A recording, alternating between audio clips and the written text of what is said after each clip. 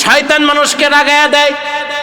আর যে ব্যক্তি রাগকে দমন করতে পারল, আল্লাহ পাক বলেন আমি ওই সকল ব্যক্তিদেরকে পছন্দ করি যারা রাগকে দমন করে। আর আল্লাহর হাবিব সাল্লাল্লাহু আলাইহি ওয়াসাল্লাম বলেন যে দুনিয়ার জমিনের মধ্যে যুদ্ধক্ষেত্রে মারামারি লাইগা একজন যে হতায় লাইছো, তার মানে তুমি বীর হয়ে গেছো না, বরং তুমি যদি তোমার রাগকে দমন করতে পারো তাহলেই তুমি হইলা সবচেয়ে বড় বীর। সবচেয়ে বড় বীর হইল ওই ব্যক্তি যে তার রাগকে দমন করতে পেরেছে। ইবাদত বন্দেগী করে লোক দেখানোর জন্য কি হাই হুতাশ, মনে হয় যেন তাৎক্ষণিক আল্লাহরে নামায়া লাইব, কিন্তু অন্তরের অবস্থা ভালো না। এই সমস্ত লোক আমাদের সমাজে আছে, ইবাদত বন্দেগী করে মানুষকে দেখানোর জন্য। ফাওয়াইলুল লিল মুসাল্লিন, এদের জন্য দুর্ভাগ্য যারা লৌকিকতা মানুষকে দেখানোর জন্য ইবাদত বন্দেগী করে। প্রতিটি কাজ হবে, প্রতিটি ইবাদত হবে আল্লাহকে দেখানোর জন্য। কাকে দেখানোর জন্য? আল্লাহকে। আল্লাহকে দেখানো ছাড়া কোনো কিছু পাওয়ার আশায়, কাউকে দেখানোর আশায় কোনো ধরনের ইবাদত বন্দেগী করা যাবে না। সুন্নাহ of Medina, the Islamic YouTube channel.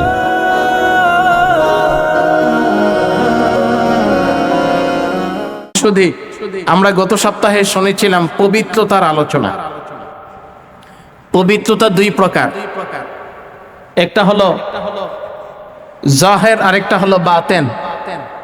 একটা হলো আত্মিক পবিত্রতা, আরেকটা হলো বাহ্যিক পবিত্রতা। বাহ্যিক পবিত্রতা হলো যেটা দেখা যায়, আর আত্মিক পবিত্রতা হলো যেটা দেখা যায় না। একজন মানুষ দুইটা জিনিস নিয়ে মানুষ গঠিত হয়, একটা হলো দেহ আর একটা হলো রূহ। কয়টা? দুইটা। দেহ আছে কিন্তু রূহ নাই, এটাকে কি মানুষ বলা যায়? মানুষ বলে না, এটাকে লাশ বলে, তাই না?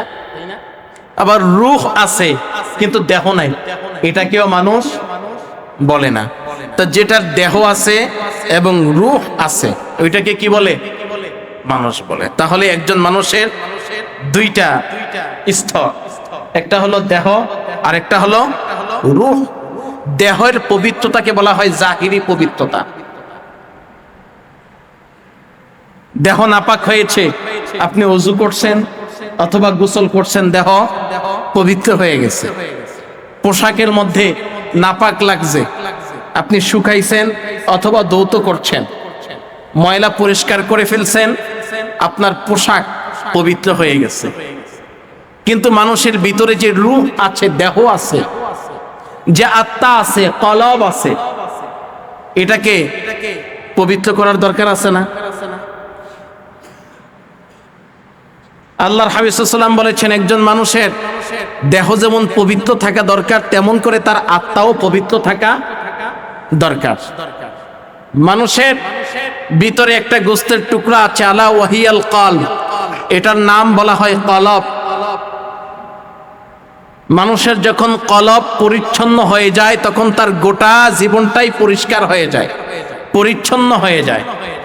মানুষের কলব যখন পবিত্র হয়ে যায় তখন একজন মানুষের গোটা জীবনই পবিত্র হয়ে যায়। মানুষ যখন খারাপ কাজ করে তখন কলবের মধ্যে কালো দাগ পড়ে। যখন দুইটা খারাপ কাজ করে দুইটা দাগ পড়ে, তিনটা খারাপ কাজ করে তিনটা দাগ পড়ে। এইভাবে যখন খারাপ কাজ করতে থাকে তখন কলবের মধ্যে এমন কালো দাগ পড়তে থাকে। খারাপ কাজ যখন বেশি হয়ে যায় তখন দাগ পড়তে পড়তে কলবটা কালো হয়ে যায়। আর যখন কলব কালো হয়ে যায় তখন তার কলবটা অপবিত্র হয়ে যায়। তখন তার কাছে আর ভালো কাজ করতে ভালো লাগে না, তখন সে সারাদিন শুধু খারাপ কাজে লিপ্ত থাকে, খুনাখুনি করে, ঝগড়া বিবাদ করে, হানাহানি করে, খারাপ অবৈধ পন্থা অবলম্বন করে, হারাম খাদ্য গ্রহণ করে। এভাবেই সে গুনাহের কাজে তার সময়গুলো অতিবাহিত করতে থাকে। সাহাবায়ে কেরাম আরজ করলেন, ইয়া রাসূলুল্লাহ, ইয়া হাবিবাল্লাহ, ওই কলবকে পবিত্র করার কি কোনো যন্ত্র নাই? দুনিয়াতে জামা কাপড় অপরিচ্ছন্ন হইলে, অপবিত্র হইলে পবিত্র করার ব্যবস্থা আছে, সাবান দিয়ে ধুইলে পবিত্রতা অর্জন হয়ে যায়, ময়লা দূর হয়ে যায়। কিন্তু কলবের মধ্যে যে ময়লা ঢুকে যায়, এই ময়লাগুলি কি দূর করার কোনো পদ্ধতি নাই, কোনো মাধ্যম নাই? আল্লাহর হাবিব সাল্লাল্লাহু আলাইহি সাল্লাম বলেন যে ওই কলব পরিষ্কার করার একটি যন্ত্র আছে, এটার নাম হলো আল্লাহর জিকির। কলব পবিত্র করার নাম, যন্ত্রের নাম কি? আল্লাহর জিকির। বান্দা যখন আল্লাহর জিকির করে তখনই তার কলব আস্তে আস্তে পরিষ্কার হয়ে যায়। সুবহানাল্লাহ।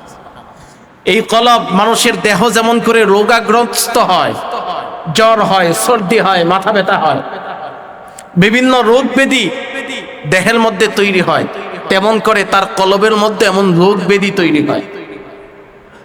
রোগ ব্যাধি তৈরি হলে দেহ যেমন করে অসুস্থ হয়ে যায়, হাতের শক্তি কমে যায়, মুখের শক্তি কমে যায়, দেহের শক্তি কমে যায়। যখন কলবের মধ্যে রোগ হয় তখন তার কলব মুর্দা হয়ে যায়, তখন তার কলব ভালো কাজ করতে চায় না, খারাপ কাজ করতে চায়। তখন সে গুনাহের দিকে ধাবিত হয়, ভালোর দিকে ধাবিত হয় না। তখন আজান হইল সে মসজিদে আসতে পারে না, কিন্তু দোকানের আড্ডায় ঘন্টার পর ঘন্টা সে কাটাইয়া দিতে পারে। এই কোন কোন রোগগুলি, যেই রোগগুলি আমাদের কলবকে নষ্ট করে ফেলে, এই রোগগুলি আমাদের জানার দরকার আছে না? রোগ জানলে ঔষধ খাওয়া যাবে, ঔষধ দেওয়া যাবে। রোগ ধরতে না পারলে কি ঔষধ খাওয়া যাবে? ডাক্তাররা কি ঔষধ দিতে পারবে? এই জন্য আগে রোগ ধরতে হইব, তারপরে ঔষধ দিতে হবে, তাইলে এই ঔষধে কাজ হওয়ার সম্ভাবনা আছে। তো এই জন্য দেহের মধ্যে রোগ থেকে দেহকে বাঁচানোর জন্য আমরা অনেক পদ্ধতি অবলম্বন করি, কিন্তু দেহের চাইতে ভিতরের আত্মা, কলব পবিত্র করা, পরিষ্কার রাখা, এটা আমাদের জন্য জরুরি সবচেয়ে বেশি।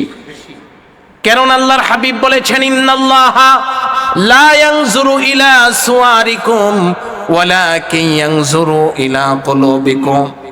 আল্লাহ বান্দার চেহারার দিকে তাকাবেন না, তার সৌন্দর্যের দিকে তাকাবেন না, তার শরীরের দিকে তাকাবেন না, তার ধন সম্পদের দিকে তাকাবেন না, বরং তাকাবেন তার কলবের দিকে। বান্দার কলবের মধ্যে যা আছে ওইটার উপরেই ভিত্তি করে আল্লাহর পক্ষ থেকে তার জন্য ফয়সালা হয়ে যাবে। এই জন্য নিয়ত যদি ভালো হয় তাহলে ছোট্ট কাজেও অনেক বড় সওয়াব হয়, আর নিয়ত যদি খারাপ হয় তাহলে ভালো কাজেও সওয়াব থাকে না।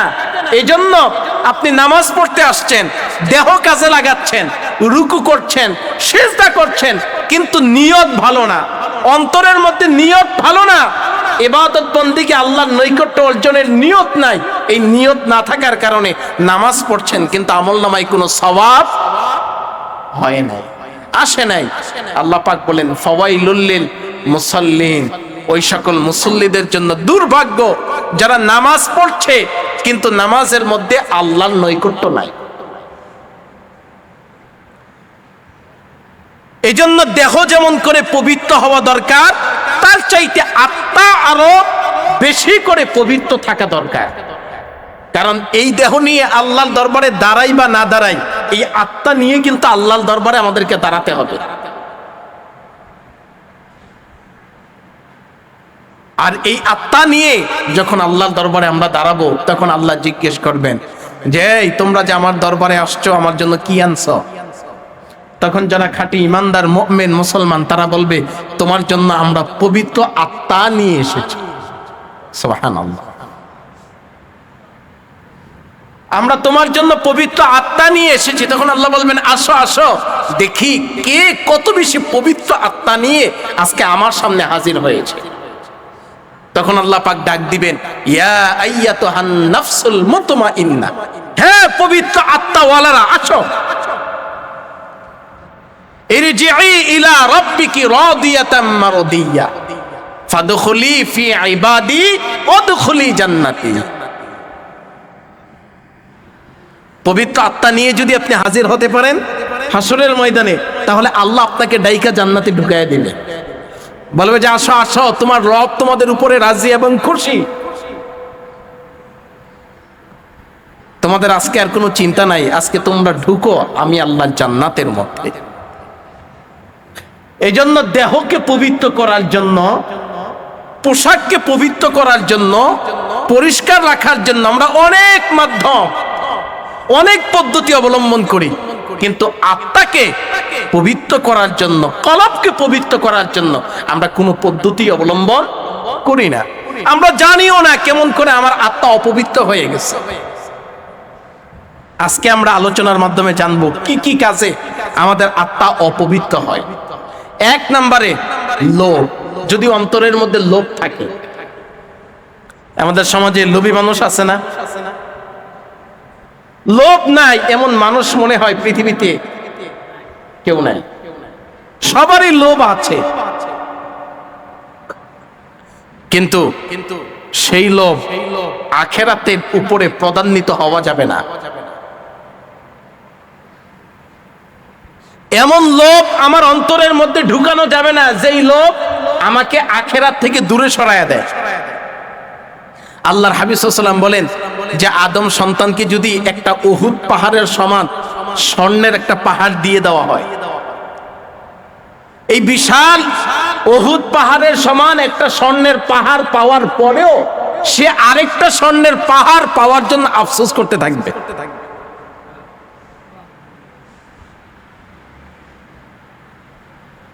সে চেষ্টা করবে যে আরেকটা পাহাড় আমার কেমন করে হয়, আরেকটা পাহাড় কেমন করে স্বর্ণের বানানো যায়।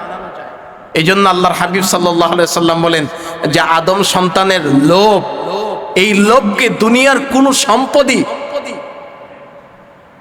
শেষ করতে পারবে না, দামায়া দিতে পারবে না। ইল্লাত তুরাব, একমাত্র কবরের মাটি তার লোভকে শেষ করাইয়া দিবে। অর্থাৎ কবরে যাওয়ার পরেই তার লোভ শেষ হইব। যতদিন কবরে যাইব না ততদিন পর্যন্ত তার অন্তর থেকে সে লোভকে দূর করতে পারবে না। এই জন্য আল্লাহর হাবিব সাল্লাল্লাহু আলাইহি ওয়াসাল্লাম বলেছেন আল গিনা ও গিনান নাফস, প্রকৃত ধনী হইল আত্মার ধনী। অল্প পেয়ে যে তুষ্ট হতে পারলো, অল্প খেয়ে যে শুকরিয়া আদায় করতে পারলো, অল্প পড়ে যে কৃতজ্ঞতা প্রকাশ করতে পারলো, সেই হলো প্রকৃত ধনী। কিন্তু আমরা মনে করি সম্পদ থাকলেই প্রকৃত ধনী। এই জন্য লোভ, আমাদের সমাজে প্রবাদ আছে যে লোভে পাপ, পাপে মৃত্যু। আজকে আমরা দুনিয়ার দিকে লোভী হয়ে গেছি, কিন্তু আখিরাতের দিকে আমাদের লোভ নাই, আমাদের কোনো চিন্তা নাই। আমাদের লোভ নিতে হবে জান্নাতের দিকে, লোভী হতে হবে আখিরাতের দিকে, লোভী হতে হবে ইবাদতের দিকে। কিন্তু আমাদের লোভ এখন সম্পদের দিকে। কেমন করে? একটা সম্পদ হইছে আরেকটা বাড়ানো যায়, একটা বাড়ি হইছে আরেকটা বাড়ি বানানো যায়, একটা ব্যবসা হইছে আরেকটা বাড়ানো যায়, একটা গাড়ি হইছে আরেকটা গাড়ি বানানো যায়। আমাদের এভাবেই আমরা লোভ চলছে। আর এই লোভ করতে গিয়ে আমাদের ইবাদতও শেষ, বন্দেগীও শেষ। আমরা আমাদের ইজ্জত নষ্ট করে ফেলছি, আমরা আমাদের মুসলমানিত্ব পর্যন্ত নষ্ট করে দিচ্ছি শুধু লোভ। লোভের কারণে আমার নামাজ ঠিক মতো হয় না, লোভের কারণে আমার ইবাদত বন্দেগী ঠিক মতো হয় না। লোভ আমাকে জর্জরিত করে ফেলছে। এই জন্য অন্তরের রোগের মধ্যে অন্যতম একটা রোগ হলো লোভ। অন্তর থেকে যতদিন পর্যন্ত আপনি লোভকে দূরে সরাতে না পারবেন ততদিন পর্যন্ত আপনার অন্তর পবিত্র হবে না। এই জন্য লোভ থেকে আমাদেরকে বেঁচে থাকতে হবে। এবারে কৃপণতা। কৃপণতা আমাদের সমাজে ধর্মীয় কৃপণতার সংখ্যা অনেক বেশি। ধর্মীয় কৃপণতা বুঝেন? গান বাদ্যের আয়োজনে হাজার হাজার টাকা দিবে, কিন্তু ওয়াজ মাহফিলে 10 টাকা দিতে কষ্ট হয়। আছে না এরকম? খারাপ জিনিসে লাখ লাখ টাকা খরচ করবে, মসজিদে আইসা সপ্তাহে 20টা টাকা দিতে জান জীবন পোড়ায় শেষ হয়ে যায়। আকাজে কুকাজে লাখ লাখ টাকা খরচ করবে, কিন্তু ভালো কাজে 2 টাকা খরচ করতে তার হিসাব করতে হয়, তার কষ্ট হয়ে যায়, তার মন মালিন্যতা হয়ে যায়। এটাকে বলা হয় কৃপণতা। আমাদের সমাজে এই ধরনের লোকের সংখ্যা এখন খুব বেশি। ধার্মিকতার দিক থেকে আমরা যথেষ্ট কৃপণ হয়ে যাচ্ছি। এই জন্য আল্লাহর হাবিব সাল্লাল্লাহু আলাইহি সাল্লাম বলেছেন আল বাখিদু বাঈদুম মিনাল্লাহ ওয়া বাঈদুম মিনাল জান্নাহ ওয়া বাঈদুম মিনান নাস ওয়া করিবুম মিনান নার। যে ব্যক্তি কৃপণ সে আল্লাহ থেকে দূরে, সে জান্নাত থেকে দূরে, সে মানুষ থেকে দূরে, বরং জাহান্নামের অতি নিকটে। সে আল্লাহ থেকে দূরে, জান্নাত থেকে দূরে, মানুষ থেকে দূরে, কিন্তু জাহান্নামের একেবারেই নিকটে। এই জন্য আমাদেরকে কৃপণ হওয়া যাবে না, কৃপণতা করা যাবে না। কৃপণতা অন্তরকে নষ্ট করে দেয়। দান করতে হবে উদার মনে, আল্লাহর রাস্তায় খরচ করতে হবে উদার মনে, সংসারের জন্য, ছেলে সন্তানদের জন্য, পরিবার পরিজনের জন্য খরচ করতে হবে উদার মনে। কেউ যদি পরিবার পরিজন, স্ত্রী, ছেলে মেয়ে, তাদের পিছনেও খরচ করে, আর যদি নিয়ত থাকে আল্লাহর সন্তুষ্টি অর্জনের লক্ষ্যে, তাহলে ওখানেও দান করার সমপরিমাণ সওয়াব পেয়ে যাবে। স্ত্রীরে খাওয়াইও সওয়াব পাওয়া যায়, ছেলেরে খাওয়াইও সওয়াব পাওয়া যায়, মেয়েরে খাওয়াইও সওয়াব পাওয়া যায়, কিন্তু নিয়ত ভালো থাকতে হবে। এই জন্য কৃপণতা কোনো কিছুতেই করা যাবে না। কৃপণ আল্লাহ কখনোই পছন্দ করেন না। এই জন্য আল বাখিলু আদুউল্লাহ ওয়ার রাহমাতু হাবিবুল্লাহ। যারা কৃপণ তারা আল্লাহর শত্রু, যারা দয়ালু তারা আল্লাহর বন্ধু। সুবহানাল্লাহ।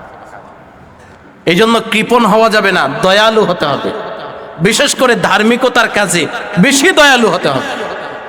আমাদের সংসারে খরচ করতে কৃপণতা নাই, খারাপ কাজে খরচ করতে কৃপণতা নাই, সৌন্দর্যে খরচ করতে কৃপণতা নাই, কিন্তু ধর্মীয় কাজে খরচ করতেই আমাদের কৃপণতা চলে আসে, আমাদের হিসাব নিকাশ চলে আসে। এত টাকা দিয়ে ফেলবো, এই হিসাব সেই হিসাব, এটা সেটা, কত রকমের আয়োজন। এই জন্য কৃপণতা বাদ দিতে হবে।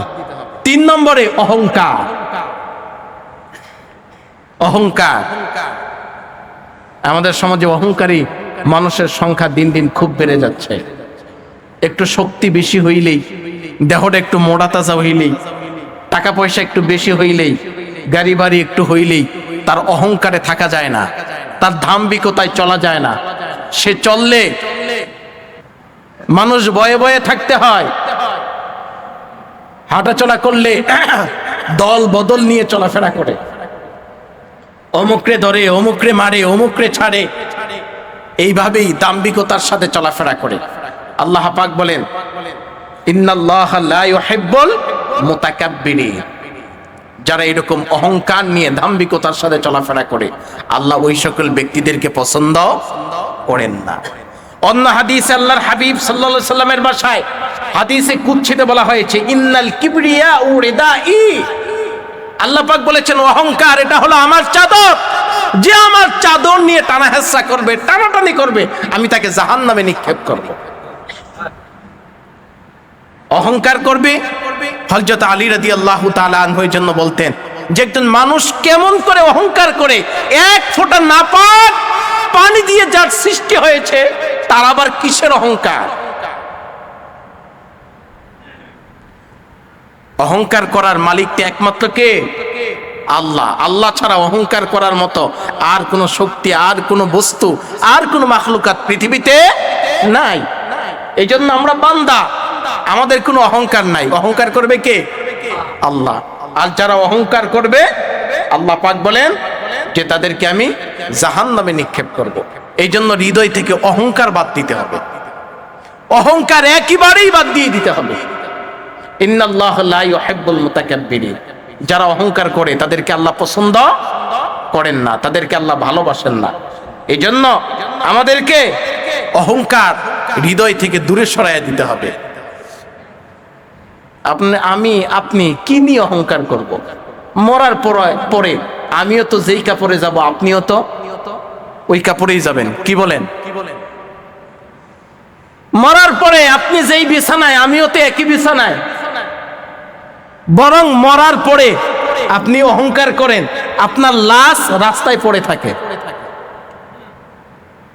আপনার জানাজায় কেউ আসে না, আপনাকে আদর করে কেউ গোসল দিতে চায় না, আপনার ছেলে আপনার জানাজায় আসে না, আপনার মেয়ে আপনার জানাজায় আসে না, আপনার জন্য এক ফোঁটা চোখের পানি ফালায় না। আরেকজন গরিব কষ্ট পাইয়া মরছে, মরার সাথে সাথেই পাড়া প্রতিবেশী আত্মীয় স্বজন দৌড়ায় আসছে, কান্নাকাটির মানুষের অভাব নাই, আদর যত্ন করে গোসল দিছে, এলাকার মানুষ আইসা জানাজা পড়াইয়া সুন্দর করে দাফন কাফনের ব্যবস্থা করায়। বরং দেখা গেল আপনি অহংকারী হওয়ার কারণে দুনিয়াতে থাকা অবস্থায় আল্লাহর পক্ষ থেকে লাঞ্ছনা আপনার জন্য বরাদ্দ হয়ে গেছে। এই জন্য তাকাব্বুরি অহংকার এগুলি একেবারেই বাদ দিয়ে দিতে হবে। আর যেই অন্তরের মধ্যে তাকাব্বুরি অহংকার থাকে ওই অন্তর নাপাক, অপবিত্র, ওই অন্তরের মধ্যে আল্লাহর কোনো মহাব্বত থাকে না। আর আল্লাহ ওই সকল ব্যক্তিদেরকে ভালোবাসেন না। এরপরে হাসাদ, হিংসা। হিংসা করার মতো লোক আমাদের সমাজে আছে না? হিংসুক মানুষের সংখ্যা আমাদের সমাজে অনেক বেশি, অনেক বেশি। হিংসা, আপনি একটু ভালো চলেন, দেখবেন হিংসা করার মানুষ সমাজে অভাব নাই। আপনি একটু ভালো পোশাক পরিধান করে চলেন, আপনি একটু ভালো খান, আপনি একটু ভালো থাকেন, দেখবেন আপনার সমালোচনা, আপনাকে মাটির সাথে মিশিয়ে দেওয়ার জন্য আশেপাশে কত লোক তৈরি হয়ে গেছে। এগুলাকে বলা হয় হিংসা।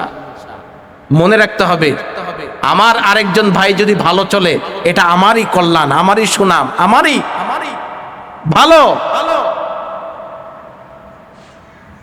তিনি যদি সম্পদের মালিক হয়, আল্লাহ যদি তাকে দিতে পারে, আমাকে কি দিতে পারে না?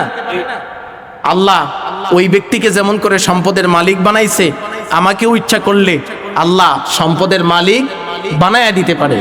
কিন্তু হয়তো সে তার প্রচেষ্টার কারণে সম্পদের মালিক হইছে, আমি আমার প্রচেষ্টা না থাকার কারণে সম্পদের মালিক হতে পারি না।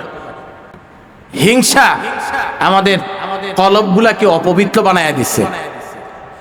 একজন ভালো চললেই কেমন করে তাকে দুলিশাত করে দেওয়া যায়, তাকে নামায় দেওয়া যায়, তার ব্যবসা বন্ধ করে দেওয়া যায়, তার চাকরি খাইয়া দেওয়া যায়, এই চিন্তা আমাদের মাথার মধ্যে গুড়গুড় করতে থাকে। এইভাবে অনেকে অনেকভাবে ক্ষতিগ্রস্তও হয়। কিন্তু এই কাজটি অত্যন্ত নিকৃষ্ট একটি কাজ। এই জন্য আমাদেরকে হিংসা করা বাদ দিয়ে দিতে হবে। হিংসা করা বাদ দিয়ে দিতে হবে। যেই অন্তরের মধ্যে হিংসা থাকে, ওই অন্তর কখনোই জান্নাতে প্রবেশ করে না। আল্লাহর হাবিব বলেছেন, ইয়াকুমুল হাসাদা ফা ইন্নাল হাসাদা ইয়াকুলুল হাসানাতি কামা তাকুলুন নারুল হাতাবা। হিংসা এমন এক বস্তু, আগুন যেমন করে লাকড়িকে, কাঠকে জ্বালায়া পুরায়া ছাই বানায়া দেয়, হিংসাও তেমন এক বস্তু যা একজন মানুষের সকল নেক আমলকে ওই লাকড়ির মতো জ্বালায়া পুরায়া ছাই বানায়া দেয়। আপনি নামাজ পড়ে ইবাদত কামাইছেন, রোজা রাইখা ইবাদত কামাইছেন, দান সদকা তাসবিহ তাহলিল করে সওয়াব কামাইছেন, কিন্তু অন্তরের মধ্যে হিংসা ঢুকাইছেন। এই হিংসা অন্তরে ঢুইকা আপনার যত নেক আছে, যত সওয়াব আছে, সব ওই কাঠের মতো পুরায়া ছাই বানায়া দিছে। অর্থাৎ ইবাদতের আর কোনো মূল্য নাই, আপনার আমলনামায় আর কোনো সওয়াব নাই।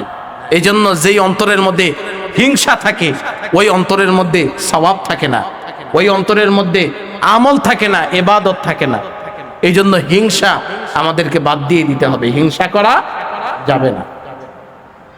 এরপরে রিয়া, লৌকিকতা, লোক দেখানো কাজ করা, লোক দেখানো কাজ করা। আমাদের সমাজে অনেক মানুষ আছে লোক দেখানোর জন্য অনেক কাজ করে, ইবাদত বন্দেগী করে লোক দেখানোর জন্য।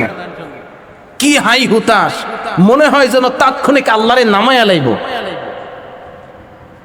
কিন্তু অন্তরের অবস্থা ভালো না।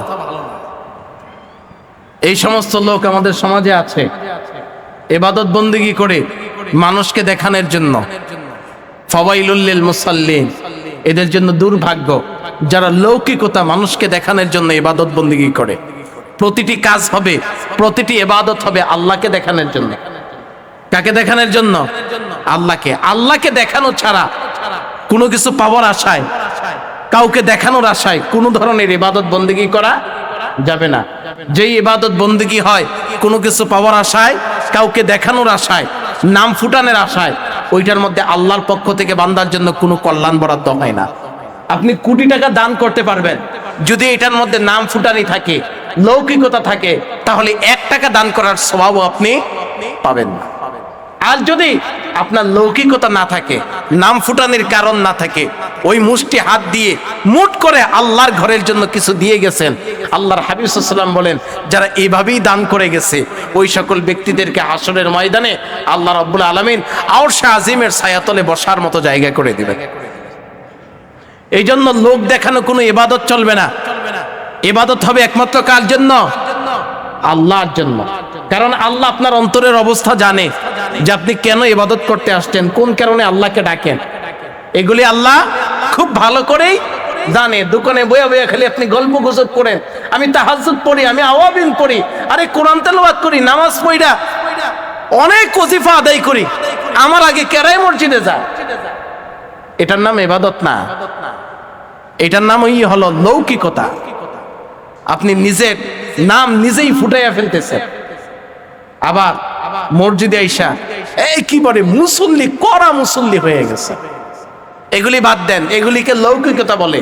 এই লৌকিকতার ইবাদতের আল্লাহর কাছে কোনো মূল্য নাই, এই জন্য লৌকিকতা বাদ দিতে হবে। এরপরে গজব মানে রাগ। রাগ আমাদের প্রচুর রাগ, রাগ দমন করা এটা অত্যন্ত বেশি জরুরি। রাগের কারণে আমাদের সমাজে অনেক অপরাধ তৈরি হয়। বিশেষ করে আমাদের সমাজে ইদানিং সবচেয়ে বেশি যেই কারণটা হয় ওটা হলো স্বামী স্ত্রী তালাক হয়। স্বামী স্ত্রী তালাক হয় কি কারণে? রাগের কারণে। রাগের কারণে ক্ষেত খামারে কাম করে আইছে, শরীরটাও গরম, মেজাজটাও খারাপ, আয়া ভাত চাইছে, ভাতে লবণ দেয় নাই, বা তরকারিতে জাল বেশি দিয়ে রাইছে, রাগ হইয়া বউরে তালাক দিয়ে দিছে। এমন ঘটনা আমাদের সমাজে অহরহ হইতেছে। এই ছোটখাটো বিষয় নিয়ে মশারি টানানি নিয়ে বউকে তালাক দিয়ে দিছে। কিন্তু তালাক দেওয়ার পরে যখন রাগ শেষ হয়েছে তখন তার মাথা ঘুরছে, আরে কামটা কি করলাম। তখন ফতুয়ার পেছনে দৌড়ায় যে হুজুর ভুলে তো তালাক দিয়ে লাইছি রাগ হইয়া, এখন এটারে কেমনে জোড়াতালি দেওয়ান। আবার অনেকে আসে যে একসাথে 1 তালাক দিবে, না 1 তালাক না, ও 14 তালাক দেয়, 14 গোষ্ঠীরে তালাক দেয়। এরপরে আইয়ে জোড়াতালি দিতে। আরে প্লাস্টিক যদি ভাঙ্গে বা কাটে, এটারে যেমন কইরাই হোক জোড়াতালি দেওয়া যায়। কাজ এটা যদি ভেঙে যায়, এটারে কি জোড়াতালি দেওয়া যায়? তা আমাদের সমাজে অহরহ অধিকাংশ বিবাহ বিচ্ছেদ হয় এই রাগের কারণে। রাগ রাগ এই জন্য রাগকে দমন করতে হবে, রাগকে দমন করতে হবে। আল্লাহ পাক বলেন আল্লাযীনা ইউনফিকুনা ফিস সাররাই ওয়াদ দাররাই ওয়াল কাযিমিনাল গায়জ ওয়াল আফিনা আনিন নাস ওয়াল্লাহু ইউহিব্বুল মুহসিনিন। শয়তান মানুষকে রাগায়া দেয়, আর যে ব্যক্তি রাগকে দমন করতে পারল, আল্লাহ পাক বলেন আমি ওই সকল ব্যক্তিদেরকে পছন্দ করি যারা রাগকে দমন করে। আর আল্লাহর হাবিব সাল্লাল্লাহু আলাইহি ওয়াসাল্লাম বলেন যে দুনিয়ার জমিনের মধ্যে যুদ্ধক্ষেত্রে মারামারি লাইগা একজন যে হতায় লাইছো, তার মানে তুমি বীর হয়ে গেছো না, বরং তুমি যদি তোমার রাগকে দমন করতে পারো তাহলেই তুমি হইলা সবচেয়ে বড় বীর। সবচেয়ে বড় বীর হইল ওই ব্যক্তি যে তার রাগকে দমন করতে পেরেছে। কিন্তু আমাদের প্রচুর রাগ, রাগের কারণে আমরা অনেক অপরাধের সাথে জড়িত হয়ে যাই। এই সমস্ত দোষগুলি আমাদের কলবের মধ্যে ঢুইকা, আমাদের অন্তরের মধ্যে ঢুইকা আমাদের অন্তরকে কুলুষিত করে ফেলছে, নষ্ট করে ফেলছে। এই অন্তর এখন আর ইবাদত চায় না, এখন আর মানুষের কল্যাণ চায় না, এখন আর মানুষের সাথে মিশতে চায় না, মানুষের ভালো কাজ, মানুষের কল্যাণে কাজ করতে চায় না। কারণ আমাদের অন্তর মুর্দা হয়ে গেছে, অন্তর কালো জংকার যুক্ত হয়ে গেছে। এই কালো অন্তরকে জংকার মুক্ত করতে হলে কার জিকির করা লাগবে? আল্লাহর জিকির। বেশি বেশি আল্লাহকে স্মরণ করতে হবে, সকাল বিকাল আল্লাহর জিকির করতে হবে, 5 ওয়াক্ত নামাজের মাধ্যমে আল্লাহর জিকির করতে হবে। 5 ওয়াক্ত নামাজ পড়ার পরেও সুবহানাল্লাহ, আলহামদুলিল্লাহ, আল্লাহু আকবার, এভাবে আল্লাহর জিকির কইরা কলবের মধ্যে ধাক্কা লাগাইয়া এই কলবকে পরিষ্কার করতে হবে, পবিত্র করতে হবে। আর এই পবিত্র আত্মা নিয়ে যদি আমরা হাসরের ময়দানে উঠতে পারি, তাহলেই আল্লাহ আমাদেরকে ডাকবেন, ইয়া আইয়াতুহান নাফসুল মুতমাইন্না ইরজিই ইলা রাব্বিকি রাদিয়াতাম মারদিয়া ফাদখুলি ফি ইবাদি ওয়াদখুলি জান্নাতি। দুনিয়াতে চলছো আমার হুকুম আহকাম মাইনা, এখন পবিত্র আত্মা নিয়ে তুমি হাসরের ময়দানে এসেছো, আসো তোমার রবের সন্তুষ্টি নিয়ে তোমার রবের নিকটে, আর আমার প্রিয় বান্দাদের অন্তর্ভুক্ত হও, আর তোমরা সকলে জান্নাতে ঢুকে যাও। এই জন্য শুধু দেহ পবিত্র হইলেই চলবে না, অন্তরও পবিত্র হওয়া লাগবে। দেহ পবিত্র কইরা, পোশাক পবিত্র কইরা, নামাজের বিছানা পবিত্র কইরা কিয়ামত পর্যন্ত নামাজ পড়লেও কাজ হবে না, অন্তর যদি পবিত্র না হয়। এজন্য পোশাকও পবিত্র করা লাগবে, অন্তরও পবিত্র করা লাগবে, দেহ পবিত্র করা লাগবে, অন্তরও পবিত্র করা লাগবে। আমাদের দেহ পবিত্র সব মানুষেরই থাকে, পোশাক পবিত্র সব মানুষেরই থাকে, কিন্তু অন্তর পবিত্র 99% মানুষেরই থাকে না। এই জন্য অন্তর পবিত্র করা লাগবে, অন্তর পবিত্র রাখা লাগবে। আল্লাহ পাক আমাদের সকলকে এই সকল দোষ থেকে, হেফাজতে থেকে, পবিত্র অন্তর নিয়ে আমরা যেন ইবাদত বন্দেগী করতে পারি এবং আল্লাহর সান্নিধ্য অর্জন করতে পারি, আল্লাহর সামনে দাঁড়াতে পারি। আল্লাহ পাক আমাদের সকলকে সেভাবেই সময়গুলি অতিবাহিত করার তৌফিক দান করুক।